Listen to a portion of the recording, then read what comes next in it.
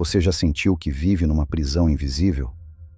Mesmo tendo conquistado coisas que deveria te fazer sentir livre? Talvez você tenha um emprego estável, mas ainda assim acorda com aquela sensação de estar preso. Ou talvez tenha uma boa conta bancária, mas a mente continua agitada, inquieta.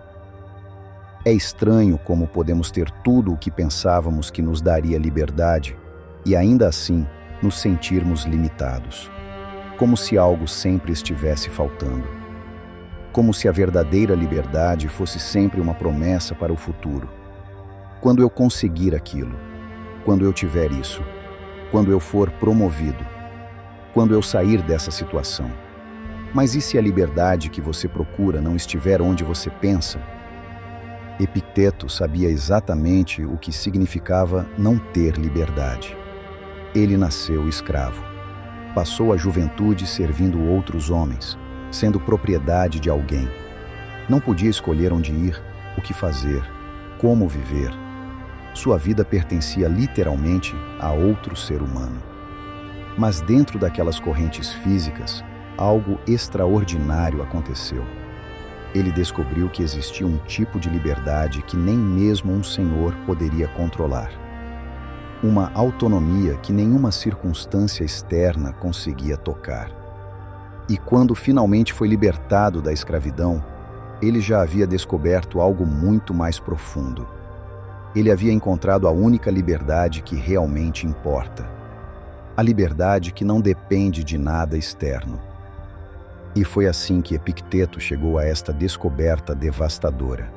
O que é, então, aquilo que torna um homem livre de obstáculos e o transforma em seu próprio mestre? Pois a riqueza não o faz nem o cônsul, nem o governo provincial, nem o poder real, mas algo mais deve ser descoberto. Essa frase corta como uma lâmina através de todas as ilusões que cultivamos sobre liberdade. Porque ele está dizendo algo que nossa mente resiste em aceitar. Que todas as coisas que perseguimos, pensando que vão nos libertar, são apenas outras formas de prisão. O dinheiro que você acumula pode ser perdido. O cargo que você conquista pode ser tirado.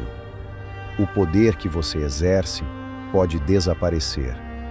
Mas existe algo que permanece. Algo que ninguém pode tocar. Pense nas pessoas mais ricas que você conhece. Quantas delas parecem verdadeiramente livres? Quantas não vivem com medo de perder o que têm? Quantas não são escravas da própria riqueza? O executivo que trabalha 80 horas por semana para manter o padrão de vida. A pessoa que tem muito dinheiro, mas não consegue dormir pensando nos investimentos. O político que tem poder, mas vive refém da opinião pública. Todos eles têm aquilo que pensamos que traz liberdade, mas nenhum deles é livre. Porque procuram liberdade no lugar errado. Eles dependem de coisas que estão fora do seu controle. E tudo que está fora do seu controle pode ser uma prisão.